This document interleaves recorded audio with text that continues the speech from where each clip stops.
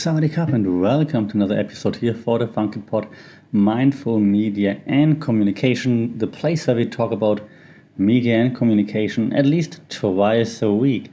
This time around, I'll invite you again to join the show here and talk about a topic that is highly discussed, or has been highly discussed over the past few years, I want to say. It's media representation and diversity. So join me as I try to embark on this time hopefully more empowering journey to explore some of the significant impact of, let's call it, inclusive representation in media, maybe even the repercussions of underrepresentation, and also some of the harmful stereotypes, and of course also on the other side the celebration of inclusive content and empowering initiatives that are out there. So as media consumers and advocates of positive change, right, we obviously want to talk about a few influential media theories that do illuminate the power of authentic storytelling. That's what we talked about before, and of course also diverse voices. So together, I hope we can champion a more inclusive and a more equitable media landscape, and by doing so, trying to foster an environment where every story is seen, since we've spoken about storytelling before, right? So every story should be seen, heard, and of course also somewhat celebrated, if it's worth celebrating, of course. So let's jump right into it. Let's talk about inclusive representation and why it is so powerful and so important, right? So let's embark on that exploration of the crucial role diversity and representation actually play in the media. And I want to draw from personal experience. Like, one of the classes that we teach at university is actually called Media and Social Diversity, because we think it's that important to actually discuss that. So that's just to show that I really think that topic really matters. Okay. So if we draw upon a few media theories, for example, a theory that we discussed in podcast episodes before, which would be the cultivation theory, if you remember that, right? So this would tell us how repeated exposure to certain content shapes your opinion, right? So if you say, for example, in this case, we would have repeated exposure to diverse portrayals in media, this could shape the perception of the audience and hence shape also the understanding of the world from said audience. So when individuals from various backgrounds see themselves accurately represented on screen, this then in return fosters a sense of belonging and validation and so on. Moreover, representation goes beyond the mere visibility. It empowers the underrepresented communities and also breaks the confines of like stereotypes. It nurtures empathy and also respect among audiences, and that's why inclusive representation is so important. That's why we, for example, have a class that's called Media and Social Diversity. Okay, I hope that makes sense. We can also look at another theory that's related that we also discussed before. We discussed the social identity theory before. That also fits here, right? So the social identity theory offers, I think, pretty valuable insights into the impact, again, of media and media representation on, and that's important here, on societal attitudes, in my opinion. And so when individuals witness diverse characters and stories that resonate with their own identity groups, then this strengthens their social identity and their self-esteem. Now, on the other hand, when certain groups are consistently underrepresented or negatively stereotyped, that perpetuates the inequality and the marginalization, right? I hope that makes sense. So either it shapes it positively or, of course, negatively. In addition, we could also talk about the theory of intersectionality. This theory reminds us of a complex overlapping identities that shape individuals' experiences. If you explore media through an intersectional lens like this allows for a more nuanced understanding of representation and diverse stories that deserve to be told, in my opinion, because otherwise it's like it's never black and white, right? So just those brush strokes never really work when it comes to representation. That's why you have to look at like those different theories that are out there and that impact how different audiences, individuals even, understand media and messaging within the media. I also think we shouldn't overlook the significance of what we call media gatekeepers. Yet those gatekeepers hold the power to shape what narratives are depicted in the media, for example. And so by diversifying those gatekeepers and let's call it decision-making positions if we want to, we would open the door to more inclusive storytelling and representation. So embracing those different perspectives behind the scenes could also result in a broader range of stories being then actually authentically presented on screen. And this could bridge the gap between creators and audiences. So it's not just like a token representation, but an actual representation. And as consumers, we can, of course, also have an active role in all that by supporting media that actually values inclusivity and hold accountable those that fall short of doing so. I think that's quite important to understand. So we also have some power here. Now, if you continue and try to unravel, if you will, the impact of underrepresentation and stereotyping even, right? So there are lots of consequences to that, of course.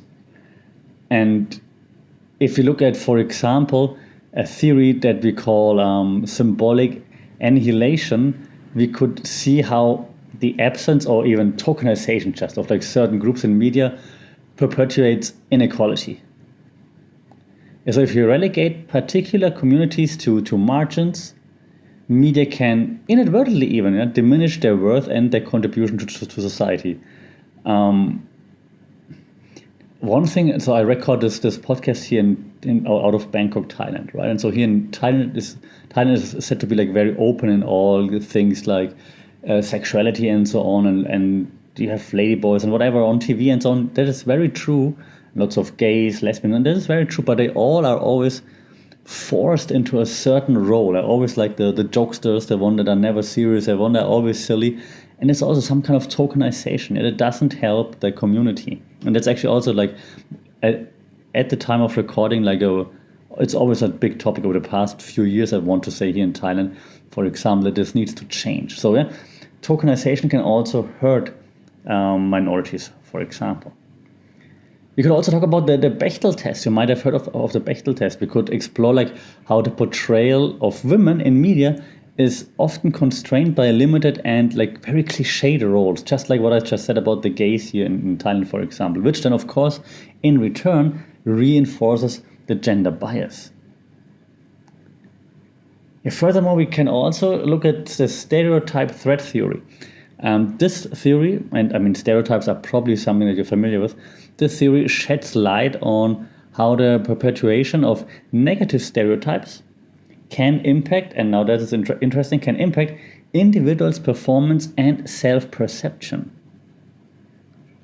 So if you always highlight those negative stereotypes, and maybe someone who sees him, her, themselves in the stereotype thinks, oh yeah, I'm not worth anything, for example, and then the performance gets worse, then like be that work, be that in relationships, the self-perception gets worse, and so on. And we could also look at like some media missteps to just see like how often the media gets it wrong. As I said in the beginning, it's not always on purpose. Right? Sometimes it's just because they just don't see it. But even if it's not on purpose, right, this also shows that there's an urgent need to actually challenge those harmful portrayals and to ensure that media reflects the diverse realities of our world, the culture, the society that we live in. So you see what I'm saying. It's basically like a rallying call right now, like to dismantle like stereotypes, to create authentic narratives, let's just champion equitable representation in all of media. That's what I'm trying to say here, okay? Also, and we talked about this in one of the last episodes, the responsible media consumption is also very important. As an audience, as I said earlier, you always have the power to change something. So we also have the power to demand and to support media that respects diversity and that rejects harmful stereotypes. So just don't give in. By choosing media that celebrates inclusivity and challenges bias, we reinforce the message that representation actually matters. So we as audience can engage in open discussions with friends, family, colleagues, and so on. And I know that's easy to say, and it is easy to say and hard to do because you don't want to have serious talks after a day at work and so on, which I understand. But if you want to see change, that is what is needed. So do it. Okay? Okay, lastly, the obvious choice, the obvious answer to what I said earlier, let's celebrate inclusive content and empowering initiatives, right? So if you see some trailblazers of change, for example, right, someone who's doing things differently, who values inclusive content, who supports empowering initiatives, then we should champion them and support them, of course. And I'm not talking about any wokeness, PC stuff here. I'm just saying, if it's really inclusive, it's awesome. Doesn't matter if it's left, right, whatever, right? If it's inclusive, it's good. That's great. So yeah, if you find those cases, then champion them, then support them. If that aligns with, of course, what you believe, obviously. Okay. And this now takes us back to one of the previous episodes where we talked about media literacy, right? Media literacy then now comes into play again because if we have media literacy and initiatives that push media literacy, then that plays a, I think, pivotal role in actually empowering audiences to then critically consume media content. And we talked about this before. It's important to critically consume media content to actually understand the messaging behind the content. So if we provide tools to question, analyze, challenge media messages, these initiatives nurture then active and informed media consumers, and those consumers can see if something is actually diverse or not. You could also talk about, and I think that's the last theory I throw in here, the collective action theory. Because, of course, as audience, we could take collective action and then lead or drive positive change. And so when individuals, organizations, and industries and so on come together to champion, in this case, diversity, they create an environment where authentic storytelling, in this case, would thrive and underrepresented voices would be uplifted. And this could then lead to positive change, of course. But of course, that's lots of work because you actually have to do it. Okay, so I hope in this episode I try to be a little bit more on the positive side, I want to say, like talking a little bit about, hey, that's how you can change something.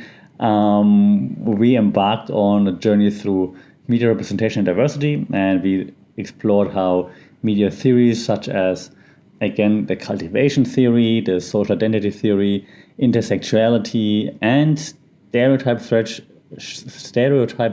theory, difficult word for a non-native speaker, how they shed light on the power of inclusive representation in shaping attitudes, right, and perceptions.